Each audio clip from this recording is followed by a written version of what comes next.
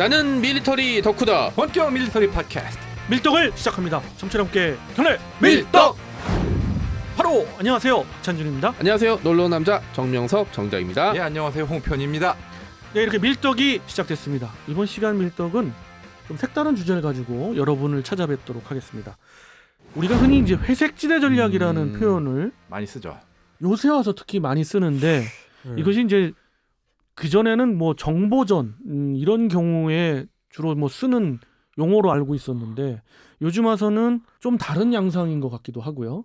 이게 이제 미래 전쟁 양상에 또 어떠한 영향을 미칠까, 이런 점도 우리가 좀 한번 짚어보고 싶고. 원래 그냥 사람들이 받아들이는 회색지대는 약간 완충지대, 그러니까 양쪽의 세력이 충돌하는 거를 이제 스폰지처럼 받아들이는 그 중간에 어느 구역, 뭐 이렇게 많이 사람들이 생각을 했었거든요. 그리고 거기에 관련된 전략들은 되게 뭐 007 하면 우리가 그렇죠. 생각나는 그런 각 국가 간의 정보전. 첩보전, 전보전에서 좀 쓰였었는데, 아니면 아프리카에서 최근에 많이 벌어지고 있는 대리 전쟁 같은. 네.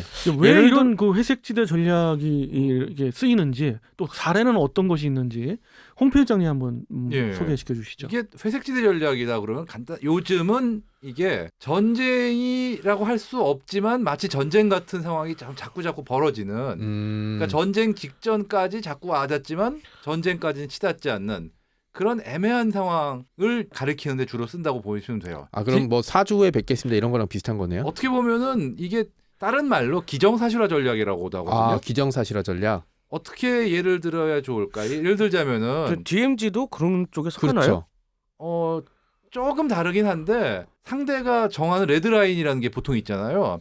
선 거의 넘어지 그 마. 네. 직전까지 도발을 계속하면서 먹을 수 있는 건 먹고 일단 그렇게 해서 먹어치운 거는 내 거라고 하고, 아, 그러되 전쟁까지 가는 일을 안 하는 그런 거죠. 요즘 흔히 말하는 선 넘네. 약간 그죠, 이런 선은 거. 안 넘는. 하지만 근데 선은 이제 안 넘는. 선 넘기 직전까지 가고 가능하면 그 선을 자꾸 야금야금 자기한테 유리한 쪽으로 자꾸 늘리고. 그러면 네. 거기가 다시 이제 상대방은 레드라인을 뒤로 밀어야 되거든요. 그런 식이 되는 그러면 거죠. 거기까지는 다시 그 다음번에는 그 네. 레드라인까지 밀고 갈 수 있고. 저는 이제 딱 생각나는 국가가 이스라엘. 중국. 예, 약간 딱 그런 느낌이에요. 저는 중국이 제일 예. 먼저 생각나네. 중국이 대표적이고 지금 계속 얘기해왔지만 러시아가 우크라이나에 지금까지 해온 게 딱 그거예요. 회색지대 전략. 러시아는 무엇을 얻기 위해서 과연 그러는 걸까요? 러시아 같은 경우는 푸틴의 장기 집권. 그것도 있고, 네. 우크라이나가 서방 측에 접근하는 거는 절대로 용납할 수 없다라는 게 제일 크죠. 예. 아마 여기 전쟁이 안 나게 되면 첫 번째 협상 조건이 그거일 거예요. 우크라이나가 나토에 가입하지 않는다. 그렇죠. 라는 게 이제 러시아가 내본 첫 번째 조건이었을 가능성이 굉장히 예. 크거든요. 그러니까 우크라이나를 상대방의 EU의 이제 유럽 연합의 손으로도 안 넘겨주겠다. 뭐 그리고 기회가 되면 우리가 계속 뭐 돈바스라든지 크림에서 그랬던 것처럼 찝쩍거리면서 우리 세력을 넓히겠다라는 그런 얘기죠. 그렇죠. 사실 돈바스 점령이나 크림 점령 같은 경우도 대표적인 회색지대 전략이거든요. 크림반도가 대표적인 게, 크림반도를 점령하기 위해서 러시아군은 사실상 총 한 방도 안 쏘다시피 했어요. 그렇지만 크림은 조금 다르지 않아요? 아, 그건 좀 다르죠. 네, 왜냐하면 네. 예, 크림은 뭐 사실 러시아 민족이 거의 대부분을 차지하고 있었고, 그렇죠. 그렇기 때문에 총 한 방울 안 쏘고 그냥 점령할 그런 개연성이 있었죠. 돈바스 같은 경우도 어떻게 보면 돈바스는, 돈바스가 예. 어떻게 보면 제일 대표적인 경우인데, 그렇죠, 그렇죠. 돈바스는 러시아군은 결국 공식적으로 안 들어갔어요. 우크라이나에도 침공은 안 했어요. 하지만 실질적으로 현지 세력 자극해가지고 지원하고 무기 원조하고 야금야금 러시아군도 들어오고 그런 식으로 해가지고 전쟁이 아니라고 하지만 실질적으로 전쟁을 해서 점령한 거나 마찬가지인 상황이거든요. 그런데 결국 그래도 선전포고라든가 어떤 정규군을 실제로 보이게 밀고 들어가서 침공을 하는, 그건 결국 안 하고 있거든요.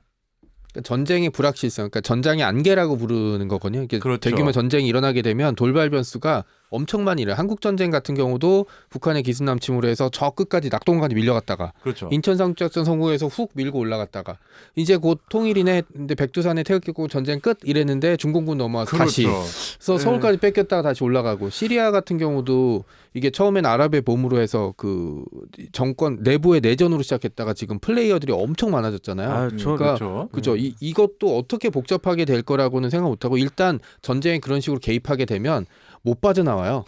예. 제가 연애 용어가 갑자기 생각나는데 가스라이팅. 아, 약간 요런 느낌. 좀 비슷해요. 그죠. 네. 지금 중국도 적극적으로 그런 전략을 남중국해에 대해서 하고 있습니다. 일단 아무도 안 볼 때 그쪽에 있는 무인도에다가 군사기지 만들고 암초 콘크리트로 메꿔가지고 또 군사기지 만들고 그 다음에 어선들 막 보내고 그럼 그 어선 지킨다고 중국 해양 경찰들 쭉 오고 그러면 또 걔네를 지킨다 해군력이 동원되고 해군 그럼- 지킨다고 비행기 보내고. 그렇죠. 그런 식으로 야금야금 이 영유권을 실질적으로 한 점, 두 점씩 먹어가는 거예요.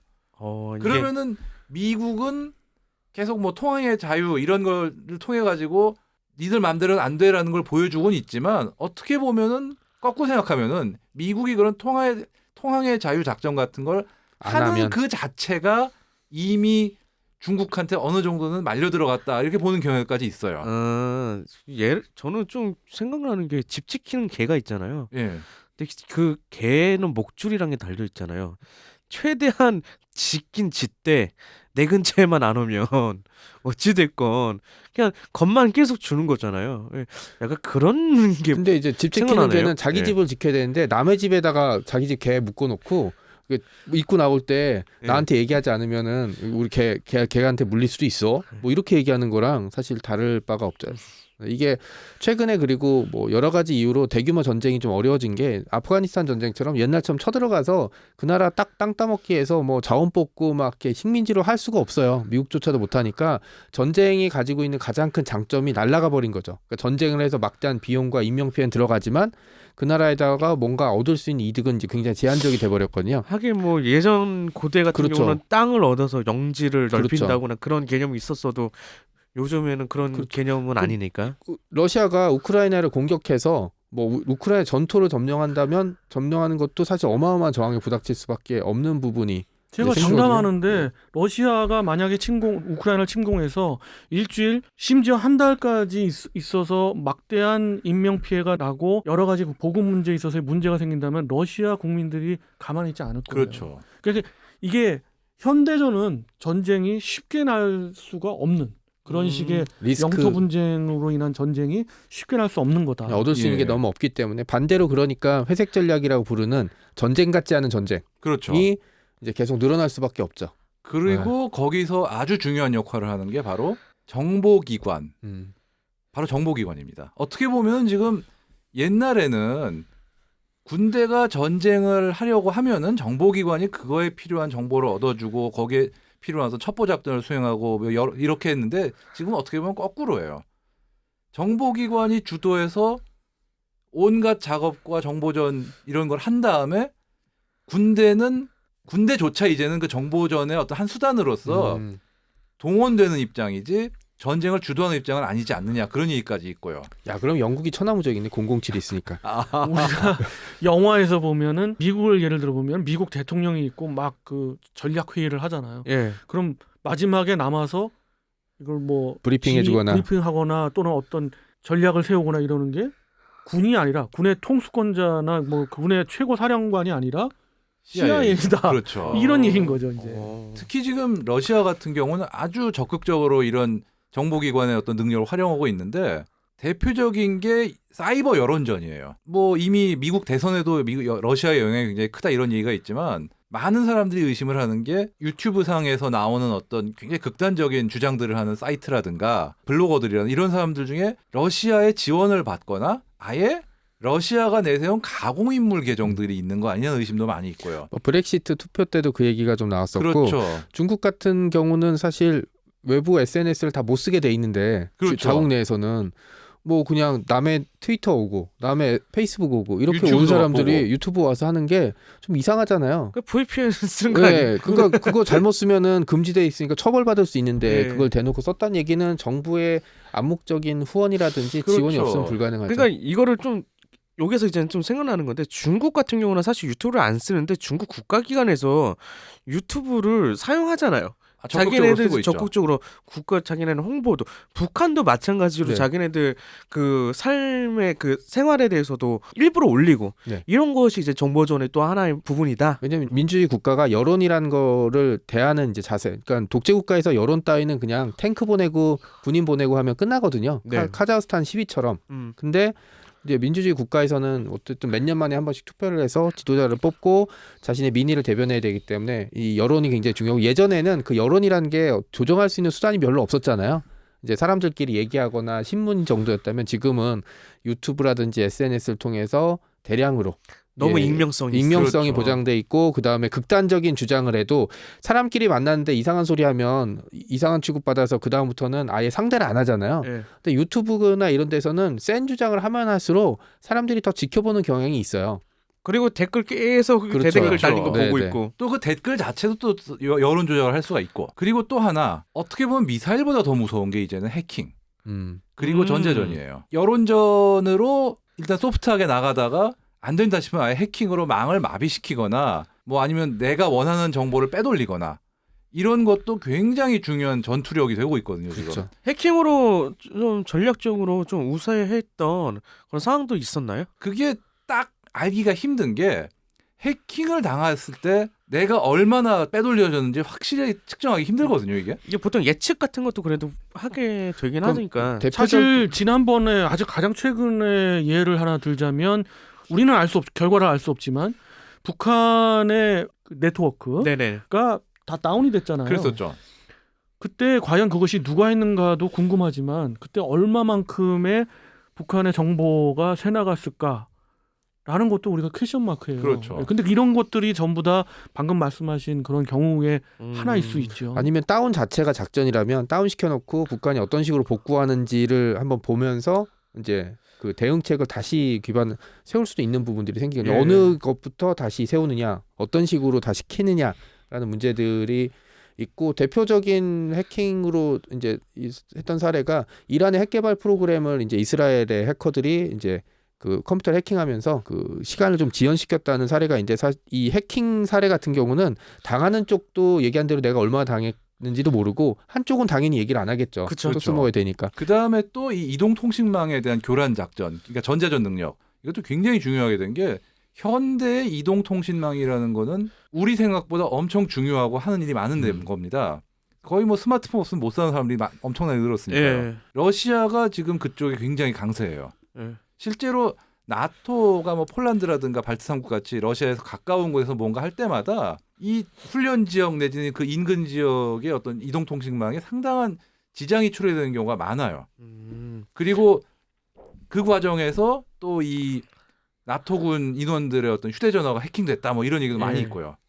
제가 이제 그 어떤 채널을 봤었는데 이제 TV 채널을 봤었는데 이제 북한 관련돼서 이제 이야기를 하더라고요.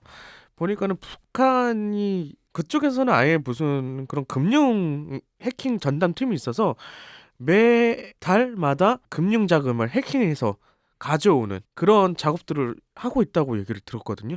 이런 자금적인 면으로 또 이렇게 침투할 수 있다라는 부분도 크죠. 또, 예, 크다고 보는데 뭐 각국의 사이버 부대들이라고 우리가 이야기하는 그런 전력들도 키우고 있는데 북한은 아예 오래전부터 그런 전력을 키워왔고 그게 규모가 뭐 상당하잖아요. 상당하죠. 예, 상당히 크다고 몇만 하더라고요. 명 수준이 예. 돼버리니까 이런 부분에 있어서는 우려를 자아낼 수밖에 없고 우리도 이제 와서 이제 사이버 부대를 양성하지만 좀 사실 많이 힘에 부치는 거고 미국 같은 경우도 굉장히 좀 어떻게 보면 늦게 시작한 편이에요. 여러 가지 분야에 있어서. 그래서 지금 사이버 사령부가 6회공 연합 부대에 다 각각 들어가 있고 특히 이제 공군 쪽에서 굉장히 강화하고 있는 그런 추세죠. 예. 지금 사실 우리나라도 낱말할 처지가 아닌 게 북한은 이미 그런 어떤 새로운 형식의 전쟁을 이미 수행 중이라고 보시면 돼요. 그 우리나라는 어떤 식으로 좀 대응을 하고 있나요 지금? 그거는 알 수가 없습니다. 왜냐하면 사이버 사령부에서 어떤 식으로 대응하고 있다는 것 자체가 이건 뭐 완전 이야기하면 보안이니까. 엄청난 네. 거가 되기 뭐 때문에 네. 국정원하고 사이버 사령부에서 뭔가 하고 있어야 되는데 뭘 하고 있는지 아무도 모르는 거죠. 그렇습니다. 다만 표면적으로 보기에는 규모가 작고 그 다음에 상대방보다는 훨씬 더 늦게 시작했고 이렇기 때문에 수준이 많이 떨어지지 않을까. 그리고 방어 측면만 강화하고 있지 않을까 하는 추정은 됩니다만은 예. 아무도 알 수 없어요. 사실 몇 년 전만 해도 굉장히 우려스러웠고 아직도 우려스러운 면이 적지 않은 게 군의 어떤 인터넷 보안이나 이런 게 회사를 입찰로 하면서 저가 업체한테 맡긴다든가 이런 경우가 많아요. 아직까지. 이게 기술력으로 봐서 우리가 얼마나 기술이 좋은 회사하고 계약을 하느냐보다 경쟁 입찰이 되게 그 요구 조건 맞춰놓고 제일 싼 데 받는 그러다 보니까 이게 결국은 보안 체계 구성이 잘 안 되고 이런 사례가 비교적 최근까지도 꽤 있었거든요. 다만 매파의 이야기들도 분명 있기 때문에 물론 홍 필장님 말씀대로 러시아가 그런 부분에서 강세고 그러는 어떤 이야기를 하는 국내외 전문가들이 많지만 꼭 그럴 거다라고 확증해서 이야기할 수 없는 부분들이 있는 그건 거예요. 맞습니다. 예. 상대방 입장에서는 계속 당한다고만 이야기해야 어떤 그런 관련된 분야에서의 예산도 더 따낼 그렇죠. 수 있고 여러 가지가 될 수 있거든요. 그래서 사실 사이버전의 능력치를 비교하기도 좀 어려운 부분이 있고 이게 추세가 어떻다는 것도 알 수는 없지만 미래전장 양상에서 이게 점점 더 예. 강조되고 강화되는 건 틀림없는 사실인 것 같아요. 예. 제가 어떻게- 이제 예. 좀 이렇게 해석하기로는 결국은 회색 전략은 안 보이는 전쟁이다. 안 보이는 전쟁 맞아요. 진짜. 지금 와. 이미 총을 안 쏘고 있을 뿐이지 전쟁 중이에요. 어떻게 보면 전쟁을 하는 네. 방법이 바뀌고 있는 거고 그럼에도 불구하고 우리가 어떤 재래식 전력이라고 해야 되나 어떤 우리가 생각하는 군대와 예. 무력을 포기할 수가 없는 게 만약에 전쟁에 총도 안 쏘는 데는 군대 필요 없지라고 생각해 버리는 순간 상대는 오케이 그러고 실제 무력을 동원해 버리면 되는 거거든요. 그러니까 홍 필장님도 그런 아주 골치 아픈 문제예요. 그런 말씀에 많이 하시겠지만은 사실은 이런 사이버전이나 또는 그런 정보 분야에 있는 사람들이 좌지우지할 수 있는 그런 환경의 밑바탕은 그 베이스가 되는 거는 정말 재래식 전력이든 핵 전력이든 내가 무력을 행사할 수 있는 기본 바탕이 되어야 뭐 이런 게 그렇죠. 왔다 갔다 하고 옵션이 어. 많아지는 거지 아무것도 없는 상황에서 막 무슨 당장 러시아하고 중국이 그렇게 어떤 회색지대 전략을 세게 나갈 수 있는 배경은 결국은 그 지난 20년 사이에 어떤 미국을 제외한 다른 서방 국가들이